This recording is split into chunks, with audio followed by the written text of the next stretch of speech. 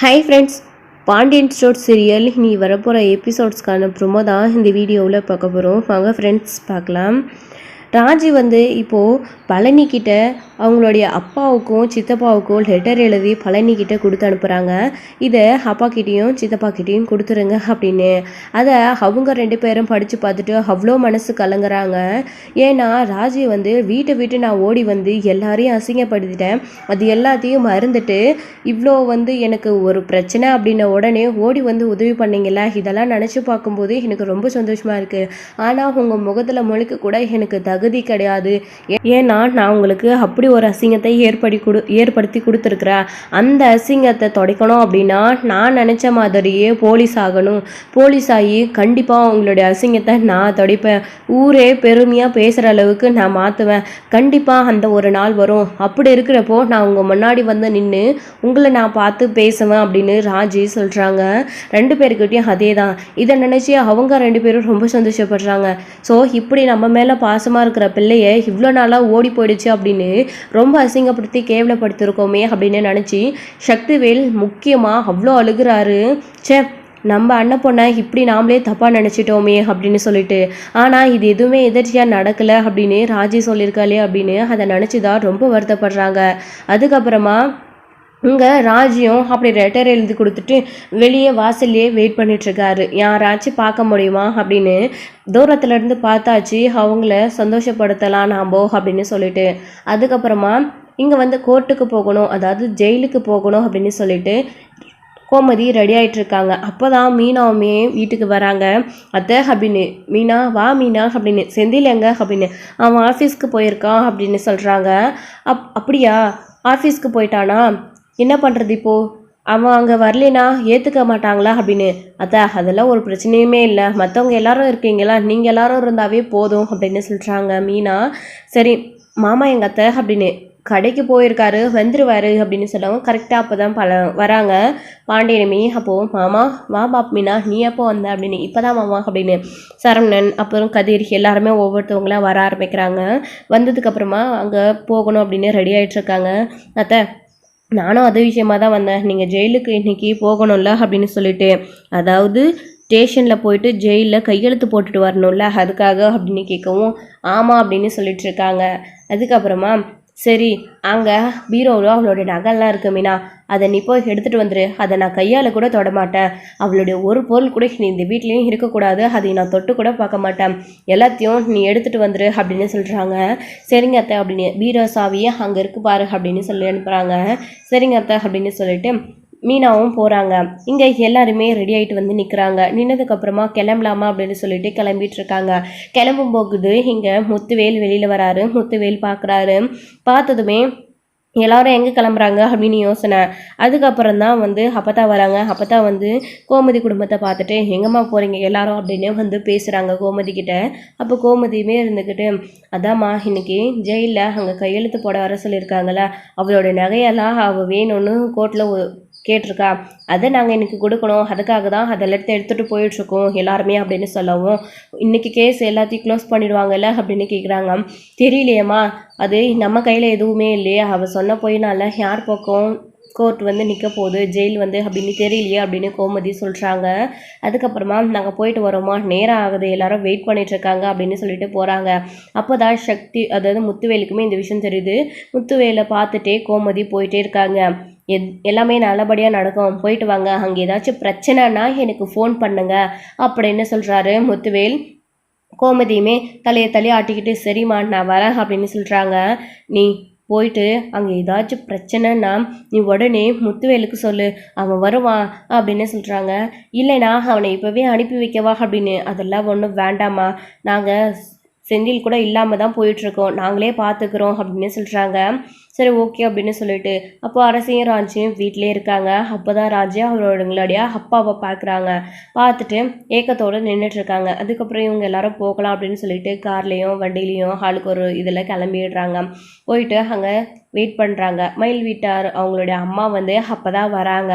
அப்போது உள்ள மேடமும் வந்ததுக்கப்புறமா உள்ளே கூப்பிட்டு எல்லாரையும் விசாரிக்கிறாங்க. விசாரிச்சதுக்கப்புறமா அவங்களுடைய நகையை கேட்குறாங்க. நீங்கள் எத்தனை பவுன் நகை போட்டிங்க அப்படின்னு நல்லா சொல்கிறாங்க. 80 பவுன் நகை போட்டு கல்யாணம் பண்ணி வச்சோம் அப்படின்னு சொல்கிறாங்க. ஓ, அவங்களுடைய நகையை நீங்கள் கொண்டு வந்திருக்கீங்களா, அதை கொடுக்கணும்ல நீங்கள் இன்றைக்கி அப்படின்னு கேட்கவும், கொண்டு வந்திருக்கோம் மேடம் அப்படின்னு சொல்கிறாங்க. அதை கொடுங்க அப்படின்னு சொல்லவும் அதை காட்டுறாங்க. இது உங்கள் நகையான்னு நீங்கள் செக் பண்ணிக்கோங்க அப்படின்னு சொல்கிறாங்க. அப்போது அதை அவ்வளோ தைரியமாக எல்லார் முன்னாடியும் ஓப்பன் பண்ணி பார்க்குறாங்க. மீனாவுக்கு ஒரே அதிர்ச்சி. என்ன இது இது அவங்க கொடுத்தது கவரிங்குன்னு அவங்களுக்கே தெரியும். இப்படி எல்லார் முன்னாடியும் ஓப்பன் பண்ணுறாங்க. அது கருத்து போயிருக்கிறத பார்த்தா எல்லாருமே சந்தேகப்பட மாட்டாங்களா? இவ்வளோ தைரியமாக இருக்காங்க, என்னவா இருக்கும்? ஏதாச்சும் ஒரு வேளை இதை வச்சு ஏதாச்சும் பிளான் போடுவாங்களோ அப்படின்னு மீனா யோசிக்கிறாங்க. கரெக்டாக அவங்க யோசிக்கவும் அதை ஓப்பன் பண்ணி பார்த்துட்டு, என்ன மேடம் இதெல்லாம் கருத்து போயிருக்கு அப்படின்னு சொல்லிட்டு சொல்லவும் எல்லாருமே ரொம்ப அதிர்ச்சி ஆகுறாங்க. என்னம்மா சொல்கிறீங்க அப்படின்னு போலீஸுமே அதை வாங்கி பார்த்துட்டு, பார்த்தீங்களா மேடம், தங்கத்தை அம்புட்டையும் எடுத்துக்கிட்டு கவரிங்கை வச்சு கொண்டு வந்து கொடுத்துருக்குறாங்க அப்படின்னலாம் வந்து ட்ராமா போடவும் எல்லாருமே அதிர்ச்சி ஆகுறாங்க. பொய் சொல்லிட்டு இருக்காதீங்க அப்படின்னு மீனா சொல்லவும், யார் பொய் சொல்கிறான் அப்படின்னு கேட்குறாங்க. பின்ன நீங்கள் தானே இப்போ பொய் சொல்லிட்டுருக்கீங்க, நீங்கள் கொடுத்த நகை தானே அது அப்படின்னு. யார் சொன்னா? நான் கொடுத்தது 80 பவுனும் தங்கம், நீங்கள் கொடுத்துருக்குறது கவரிங் அப்படின்னு பொய் சொல்லிட்டு இருந்தீங்க. நான் உண்மையை சொல்ல வேண்டியதாக வரும் அப்படின்னு மீனா சொல்லவும், என்னம்மா என்ன மிரட்டிட்டு இருக்கா அப்படின்னு இங்கே மயிலோடைய அம்மா கேட்குறாங்க. இன்ஸ்பெக்டருமே என்னம்மா சொல்கிறீங்க நீங்கள் அப்படின்னு. அப்போ தான் மீனா எல்லா விஷயங்களையுமே சொல்கிறாங்க. இந்த நகையெல்லாம் கவரிங்கே, அவங்க போட்டதில் 8 பவுன் மட்டும்தான் தங்கம். இது இன்னும் என் குடும்பத்துக்கு கூட தெரியாது. இந்த விஷயம் எனக்கு மட்டும்தான் தெரியும். இப்போ என்னமோ இந்த அம்மா எல்லாத்தையும் தங்கமே போட்டுட்ட மாதிரி, அது ஏதோ நாங்கள் எடுத்துக்கிட்ட மாதிரி பழி போட்டுட்ருக்கு மேடம், இதெல்லாம் போய் அப்படின்னு சொல்லிட்டு இருக்காங்க. என்னம்மா இவங்க சொல்கிறது உண்மையா அப்படின்னு. இல்லை மேடம் இல்லை அப்படின்னு. இங்கே பாருங்கள், இதுக்கு மேலும் மேலும் போய் சொல்லிட்டு போனீங்க, அப்புறம் நடக்கிறதே வேறு மாதிரி இருந்துக்கோ, பார்த்துக்கோங்க. ஏன் இந்த விஷயம் எனக்கும் ராஜுக்கும் தெரியுன்றது உங்களுக்கும் உங்கள் பொண்ணுக்கும் தெரியாதா என்ன அப்படின்னு சொல்லிட்டு மீனா கேட்குறாங்க. அது எப்படிங்க, இது கவரிங்கன்னு எங்களுக்கு தெரியுன்றது உங்களுக்கு தெரியும், அப்படி இருந்தும் இதை தங்க தான் அப்படின்னு நீங்கள் போலீஸ் ஸ்டேஷனில் வச்சு ட்ராமா போட்டுட்ருக்கீங்க. உங்களுக்கு கொஞ்சமாச்சும் மனசாட்சி இருக்கா இல்லையா? பார்த்தீங்களா மேடம், எங்களுக்கு தெரியுன்றது அவங்களுக்கு தெரியும், தெரிஞ்சும் இது தங்க தான் அப்படின்னு சொல்லிட்டு சொன்னால் என்ன மேடம் அர்த்தம் அப்படின்னு. என்ன அப்போ நான் போய் சொல்கிறேன்னா மேடம் அப்படின்னலாம் வந்து மீனா கேட்டுட்ருக்காங்க. வேணும்னா மயிலாக்காவே கூட்டிகிட்டு வந்து கேட்டுக்கோங்க அப்படின்னு சொல்கிறாங்க. அப்போது உங்கள் பொண்ணுக்கு ஃபோன் பண்ணி இங்கே வர சொல்லுங்கள் அப்படின்னு சொல்லவும், மயிலுக்கு ஃபோன் பண்ணி இன்ஸ்பெக்டரே பேசி மயிலை இங்கே ஸ்டேஷனுக்கு வர சொல்கிறாங்க. ஸ்டேஷனுக்கு வந்ததுக்கப்புறமா மயிலே எல்லாரையும் பார்த்துக்கிட்டு நின்றுட்டுருக்காங்க. முதல்ல இந்த விஷயம், அதாவது கவரிங் நகை அப்படின்னு தெரிஞ்ச உடனே வீட்டில் எல்லாரும் அதிர்ச்சி ஆகி மீனாவை தான் கேட்டுட்ருக்காங்க. அத்தை, நான் சொல்கிறது உண்மைதான், உங்களுக்கு நான் எல்லாத்தையும் பொறுமையாக அப்புறம் சொல்கிறேன், வெயிட் பண்ணுங்க அப்படின்னு மீனா சொல்லிடுறாங்க. அதுக்கப்புறம் தான் இங்கே கதிர் கூட சொல்கிறாங்க. ஆமாம்மா, அண்ணி சொல்கிற மாதிரி இது வந்து கவரிங் தான், எனக்கு ராஜி எப்போவோ இந்த விஷயத்த என்கிட்ட சொல்லிட்டா அப்படின்னு சொல்லவும், இப்போது இங்கே 2 சாட்சிகள் இருக்குது. அடுத்தது மயில் வந்து நிற்கிறாங்க. என்னம்மா, உங்கள் வீட்டில் போட்டது எல்லாமே தங்கம் அப்படின்னு உங்கள் அம்மா சொல்கிறாங்க, ஆனால் இந்த பொண்ணும் உங்கள் வீட்டில் இருக்கிற இவரும் இதோ இது கவரிங்கி, எங்களுக்கு ஏற்கனவே தெரியும், இந்த விஷயம் உனக்கும் தெரியுன்றத சொல்கிறாங்க, உங்கள் அம்மாவுக்கும் தெரியும்னு சொல்கிறாங்க, ஆனால் உங்கள் அம்மா இது தங்க தான் அப்படின்னு சொல்கிறாங்க, நீங்கள் சொல்லுமா அப்படின்னு கேட்கும்போது, அப்போது மயில் இருந்துக்கிட்டு பேசாமல் உண்மையை சொல்லிடலாம், திரும்பவும் போய் சொன்னோம் அப்படின்னா நாம் வந்து சிக்கலை தான் போய் நிற்போம், நம்ம உண்மையை சொல்கிறதுனாலையாச்சும் இந்த கேஸ்லேருந்து அவங்க வெளியில் வருவாங்க, வெளியில் வந்ததுக்கப்புறமா நம்மளை மாமா ஏற்றுப்பாரு அப்படின்னு மயில் நினைக்கிறாங்க. அப்போது மயிலே ப்ளீஸ் மயிலே இல்லைன்னு சொல்லு மயிலே அப்படின்னு தலையாட்டவும், அப்போது மீனா இதெல்லாத்தையும் நோட் பண்ணிடுறாங்க. ஏங்க நீங்கள் என்ன அவங்களுக்கு சப்போர்ட் பண்ணிட்டுருக்கீங்க, அவங்க உண்மையை பேசுவாங்க, எனக்கா இதெல்லாம் பார்த்துக்கிட்டு நீங்களும் அமைதியாக இருக்கீங்க, உங்களால் எங்கள் குடும்ப பட்ட கஷ்டம் போதுங்கா, நான் உங்ககிட்ட பொறுமையாக இருங்கன்னு எத்தனை தடவை சொன்னேன், ஏதாச்சும் கேட்டிங்களா?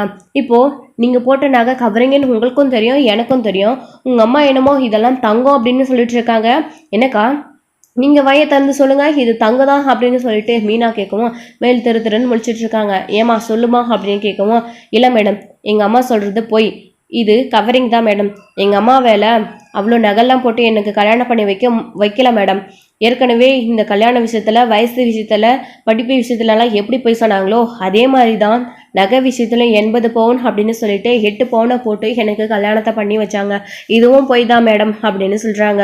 நான் எல்லா உண்மையும் சொல்லிட்டேன், இதுக்கு மேலே என்னுடைய கல்யாண விஷயத்துலையும் என்னுடைய விஷயத்துலையும் மறைச்ச போய் எதுவுமே கிடையாது, இது மட்டும்தான் கடைசி, இதுக்கப்புறம் எதுவுமே கிடையாது மேடம், நான் எல்லா உண்மையும் சொல்லிடுறேன், எனக்கு என் மாமா கூட சேர்ந்து வாழணும், அவரை என்னை மன்னிச்சு ஏற்றுக்க சொல்லுங்க, எனக்கு அது மட்டும் போதும், இப்போவும் நான் போய் சொல்லிட்டேன் அப்படின்னா இன்னமும் இவங்க எல்லாருக்குமே என் மேலே கோபம் அதிகமாகிட்டே தான் இருக்கும். அப்புறம் கடைசி வரைக்கும் நான் என் மாமா கூட சேர்ந்து வாழ முடியாமலே போயிடும். அதனால தான் சொல்கிறேன், நான் இப்போயே எல்லாம் உண்மையை சொல்லிட்டேன், அவரை என் கூட சேர்ந்து வாழ வைங்க அப்படின்னு சொல்லவும், ஐயோ மயிலே ஏன் மயிலே இப்படி சொல்லிட்டேன் அப்படின்னு. ஏன்னாம்மா ஏன் முன்னாடியே அப்படி பேசிட்டு இருக்கீங்க அப்படின்னு. இல்லை மேடம், இவ புருஷன் கூட சேர்ந்து வாழணுன்றதுக்காக இப்படி போய் சொல்லிட்டு இருக்கா. அப்படி சொல்லி அவங்க எல்லாரையும் வெளியில கொண்டு வந்துட்டா அவங்க எல்லாம் இவளை ஏற்றுப்பாங்கன்னு இவன் நினச்சிட்டு இருக்கா. ஆனால் இவ உண்மையை சொன்னாலும் பொய் சொன்னாலையும் அவங்க யாருமே ஏற்றுக்க போகிறதில்ல மேடம். ப்ளீஸ் மேடம், இவ சொல்கிறத நம்பாதீங்க அப்படின்னு சொல்கிறாங்க. அம்மா நீ கொஞ்சம் நேரம் அமைதியாக இருக்கிறியா? உங்கள் பொண்ணையும் உண்மையை சொல்லிடுச்சு, இன்னும் நீ என்ன இது உண்மை இல்லை பொய் அப்படின்னு மாற்றி மாற்றி பேசிகிட்டு இருக்க. நீ சொல்லி கொடுத்தா உன் பொண்ணு இவ்வளோ நாளாக பேசிட்டு இருந்திருக்கான்னு இப்போ தெரியுது அப்படின்னு போலீஸ் சொல்கிறாங்க. அதுக்கப்புறமா என்னம்மா இப்போது நான் என்ன பண்ணட்டும் அப்படின்னு சொல்கிறாங்க. இல்லை மேடம், அவங்கள எதுவுமே நீங்கள் பண்ணிடாதீங்க, எங்கள் அம்மா சொன்னது தான் போய். இது மட்டும் இல்லை, நான் இதுக்கு முன்னாடி சொன்னது போய் அப்படின்னு நிரூபித்து அவங்க கோர்ட்லேருந்தும் வெளியிலையும் வந்துட்டாங்க ஜாமீனில். இதுக்கு மேலே நான் பேசுறதுக்கு எதுவுமே இல்லை மேடம். எப்படியாச்சு என் அம்மா என் மாமா கூட சேர்ந்து என்னை வாழ வைக்கிறேன்னு சொன்னாங்க. அதுக்காக தான் என் அம்மா சொன்ன இழுப்புக்கெல்லாம் நான் பேச்சிட்டு இருந்தேன். ஆனால் இப்போது என் அம்மா பேச்சை இனி கேட்கக்கூடாதுன்னு முடிவு பண்ணிட்டேன். அப்படி கேட்டால் திரும்பவும் நான் என் மாமா கூட வாழ வெட்டியே தான் இருப்பேன் அப்படின்னு எல்லாம் மீனா அதாவது சொல்லிகிட்ருக்காங்க. மயில் அப்போது மீனா இருந்துக்கிட்டு, பாருங்க அவங்களே உங்ககிட்டயே உண்மையை ஒத்துக்கிட்டாங்க, இதுக்கப்புறம் என்ன பண்ண போகிறீங்க மேடம் அப்படின்னு சொல்கிறாங்க. ஏமா உங்களுக்கு இந்த தேவையில்லாத வேலை, அது எவ்வளோ பெரிய நல்ல குடும்பம், அவங்க சைலண்ட்டாக இருக்கிறதுலேருந்தே தெரியுது. தேவையில்லாமல் அபாண்டமான பழியெல்லாம் அவங்க மேலே நீங்கள் போட்டுக்கிட்டே இருக்கீங்க. எனக்கு அவ்வளோ கோவம் வருது உங்களை பார்த்தா. நான் எப்படி பார்த்தா உங்கள் மேலே அவங்க கம்ப்ளைண்ட் கொடுத்துருக்கணும், உங்களை தூக்கி நாங்கள் உள்ளே வச்சுருக்கணும் அப்படின்னு தான் போலீஸ் சொல்கிறாங்க. இந்த கேட்ட உடனே மயிலோட அம்மா பதறி போயிடுறாங்க. அப்போது திருன்னு முடிச்சுட்டு நின்றுருக்காங்க. அப்போ சரிம்மா, நீங்கள் உங்களுடைய நகையெல்லாம் எடுத்துகிட்டு கிளம்புங்க, நீங்கள் கையெழுத்து போட்டுட்டு போங்க, இல்லை இவங்க மேலே ஏதாச்சும் கம்ப்ளைண்ட் கொடுக்குறீங்களா அப்படின்னு கேட்குறாங்க. மேடம், அந்த நோக்கெல்லாம் எங்களுக்கு கிடையாது, இவங்கள மாதிரி புத்தியும் எங்களுக்கு கிடையாது. அப்படி நாங்கள் இவ்வளோ கஷ்டப்படுத்தவும் இல்லை, நாங்கள் நியாயமாகவும் நேர்மையாக தான் நடந்துட்டு இருந்தோம். இவன் மேலே இனி பழியை போட்டு இவங்க மேலே கம்ப்ளைண்ட் கொடுத்து எங்களுக்கு என்ன மேடம் லாபம்? எங்களுக்கு எதுவுமே வேண்டாம், அவங்களோட சகவாசமே வேணாம், அவங்க எங்களை விட்டு ஒதுங்கி போனால் போதும், நாங்கள் நிம்மதியாக எங்கள் பையனை கூட்டிகிட்டு நாங்கள் போயிட்டே இருக்கோம் மேடம் அப்படின்னு சொல்கிறாங்க. அதுக்கப்புறமா இருந்துக்கிட்டு அப்படி சொல்லிட்டு கிளம்பி போயிடுறாங்க. அப்போ இவங்க மேலே கம்ப்ளைண்ட் கொடுக்காததுனால இவங்களையும் போக சொல்லிடுறாங்க. உங்கள் நகையெல்லாம் எடுத்துகிட்டு ஒழுங்காக போயிடுங்க.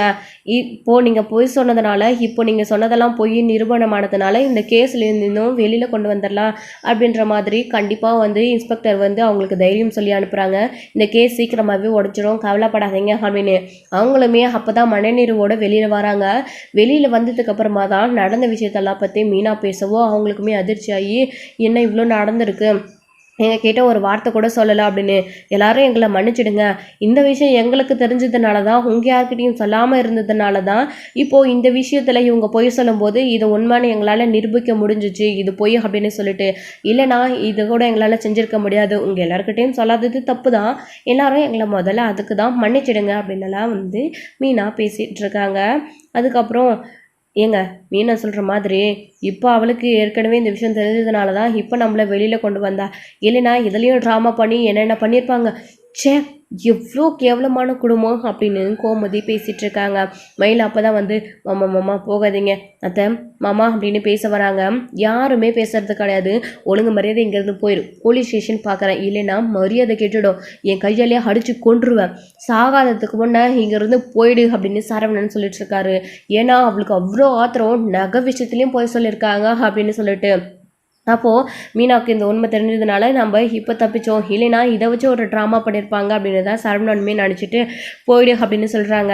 ஏண்டி தேவையா, அம்மா பேச்சை கேட்டாங்க, உள்ளே பேசியிருந்தேன்னா நான் ஏதாச்சும் பண்ணியிருப்பேன், அவங்க இழுத்த இழுப்புக்கெல்லாம் நீ போகாமல், அதாவது நாம் இழுத்த இழுப்புக்காக அவங்க வந்திருக்கணும், இப்போ நீ இல்லை அப்படின்னு சொன்னதுனால இப்போ பார்த்தியா, நீ என்னமோ உண்மையை பேசிட்டா உன் புருஷனும் மாமியாரும் உன்னை ஏற்றுப்பாங்கன்ற மாதிரி பேசின, இப்போ பார்த்தியா அவங்க வெளியில் வந்துட்டாங்க, அவங்களுக்கு எந்த பிரச்சனையும் இல்லை, இப்போவும் நீ தான் வாழ வெட்டியாக தான் நின்றுட்டுருக்க அப்படின்னு. அம்மா போதுமா, நீ எதுவும் பேசாத, தயவு செஞ்சு இங்கேருந்து போயிடு. நீ சொன்னதை கேட்டு திரும்பவும் நான் இப்போயும் போய் சொல்லியிருந்தேன்னா அதையும் உண்மையான மீனா நிரூபிச்சு, அது அப்போ அசிங்கப்படுறதை விட இப்போவே நானே எல்லாருக்கிட்டையும் உண்மையை சொல்லி மன்னிப்பு கேட்டு அவங்கள முடிஞ்ச அளவுக்கு தண்டனை கம்மியாக நான் அவங்க கூட சேர்ந்து போகிறது தான் நல்லது. அவங்கள என்னை ஏற்றுக்கிறாங்களோ இல்லையோ, நான் உண்மையை சொன்னது தான் கரெக்டு. நீ சொன்னதை கேட்டு மேலும் மேலும் நான் போய் சொல்லிக்கிட்டே போனேன்னு வச்சுக்கோ, அவ்வளோதாம்மா, என் வாழ்க்கையே சுத்தமாக முடிஞ்சு போயிடும். நீ போயிடுமா, தயவு செஞ்சு நானே எப்படியாச்சும் பேச்சு தீர்த்துக்கிறேன் அப்படின்னு அழுகுறாங்க. ஆனால் இந்த குடும்பத்தில் யாருமே நம்புறது கிடையாது. இதுக்கு முழுக்க முழுக்க அவங்க அம்மா மட்டும்தான் காரணம். அதுக்கு உடந்தையாக இருந்தவங்க மயில். ஸோ ஏற்கனவே நடந்த விஷயங்கள் மாதிரி தான். அவங்களுக்கு துணையாக இருந்தால் என்ன, அவங்க போய் சொல்லியிருந்தா என்ன, ரெண்டுமே ஒன்று தானே. அவங்க அம்மா போய் சொல்லும்போது இவங்க ஏன் உண்மையாக சொல்லாமல் இருந்தாங்க? அதுதான் இப்போ எல்லாருக்குமே பிரச்சனையே. மயில் அவங்க அம்மா பேச்சை கேட்டுட்டு இப்படியெல்லாம் பண்ணாலும் அவளும் தப்பு பண்ணியிருக்கா அப்படின்னு தான். அவளுக்கு அவங்க அம்மா பொய் சொன்னதில் உடந்தை இல்லாமல் எப்படி அவள் அமைதியாக இருப்பா? இதுக்கெல்லாம் அவளும் ஒரு காரணம் அப்படின்னு தான் எல்லாருக்குமே கோபம். எல்லாருமே சேர்த்து மொத்த குடும்பத்தையும் ஏமாத்திருக்காங்க அப்படின்னு. ஸோ ஒருத்தரை ஏமாத்திருந்தா பரவாயில்ல, 2 பேரை ஏமாத்திருந்தா பரவாயில்ல, மொத்த குடும்பத்தையுமே ஏமாத்திருக்காங்க மயில். அப்படி இருக்கிறப்போ எல்லாருக்கும் எவ்வளோ கஷ்டமாக இருந்திருக்கும். இந்த 2 வருஷத்தில் ஒரு துளி அளவு கூட சந்தேகம் வராமல் இவ்வளோ நாள் அந்த குடும்பத்தை ஏமாத்திட்டு இருக்காங்க. நல்லவங்களாட்டம் நடிச்சிருக்காங்க. வீட்டு வேலை எல்லாத்தையும் இழுத்து போட்டு செய்கிறது எப்படியெல்லாம் நடிச்சிருக்காங்க. அதெல்லாம் நினச்சி பார்க்கும்போது ரொம்ப கஷ்டமாக இருக்குது. அதெல்லாம் உண்மையாக இருந்திருந்தால் கூட உண்மையான ஒரு மருமக வீட்டுக்கு அப்படின்னு எல்லாரும் ரொம்ப சந்தோஷப்பட்டு இருப்பாங்க. ஆனால் இதெல்லாம் பொய்யான ஒரு மருமகளாக இதெல்லாம் பண்ணியிருக்கா. எதுக்காக? இந்த பொய்யை மறைக்கிறதுக்காக தான் அப்படின்னு எல்லாருக்கும் நினைக்க மயில் மேலே கோவம் தான் அதிகமாகுதே தவிர அவங்கள ஏற்றுக்கணும் அப்படின்ற எண்ணம் யாருக்குமே வர கிடையாது இப்போ வரைக்கும். ஸோ அதனால தான் அதே கோவத்தோட என்ன ஆனாலும் சரி, என் உலகமே அழிஞ்சாலும் சரி, நான் செத்தா கூட சரி, உன் கூட சேர்ந்து நான் வாழ மாட்டேன் இனிமே அப்படின்னு சொல்லிட்டு அங்கேருந்து போயிடுறாரு சரவணன். மயில் அழுதுகிட்டே நின்றுட்டு இருக்காங்க. அழுடி நல்லா அழு, இப்போ அழுது நீ என்ன பிரயோஜனம் அப்படின்னு. நீ போயிடுன்னு சொன்ன அப்படின்னு மயிலே அழுதுகிட்டே வீட்டுக்கு போகிறாங்க. அவங்க அம்மாவும் கூப்பிட்டுக்கிட்டு போயிட்டுருக்காங்க. உன் தலையெழுத்து இதுனா யாரால் மாற்ற முடியும், வாடி அப்படின்னு சொல்லிட்டு கூட்டிகிட்டு போகிறாங்க. இப்போ இவங்க எல்லாரும் வீட்டுக்கு போனதுக்கப்புறமா ராஜுக்கிட்டேயும் அரசிக்கிட்டேயும் நடந்த விஷயங்களை சொல்லிட்டு இருக்காங்க. ஸோ மீனா அப்படி தெரிஞ்ச உடனே எல்லாரும் ரொம்ப அதிர்ச்சியாகி போலீஸ் ஸ்டேஷனில் நடந்த விஷயங்களை தான் பேசிகிட்டு இருக்காங்க. பழனியுமே வராரு. பழனிக்குமே இந்த விஷயம் பழனிக்கு விஷயம் தெரிஞ்ச உடனே இன்னும் அவர் கோபம் அதிகமாகுது. என்ன பொண்ணு அதெல்லாம், இப்போ அந்த மயில் பொண்ணு இங்கே வீட்டில் இப்போ என் கைன்னு முன்னாடி கிடைச்சா நானே அவளை கொண்டு போட்டுருவேன் அப்படின்ற மாதிரியெல்லாம் பேசிகிட்டு இருக்காரு பழனியுமே கூட. அவ்வளோ கோபத்தோடு இருக்காங்க எல்லாருமே. ஸோ இதோட இந்த எபிசோடு முடிச்சிருக்காங்க. அடுத்த எபிசோடில் என்ன நடக்க போகுது, மயில் திரும்பவும் என்ன பண்ண போகிறாங்க அப்படின்றத வெயிட் பண்ணி நெக்ஸ்ட் ஸ்டோரியில் பார்க்கலாம். Friends thank you. இந்த வீடியோ பிடிச்சிருந்தா லைக் பண்ணுங்கள், ஷேர் பண்ணுங்கள், கமெண்ட் பண்ணுங்கள்.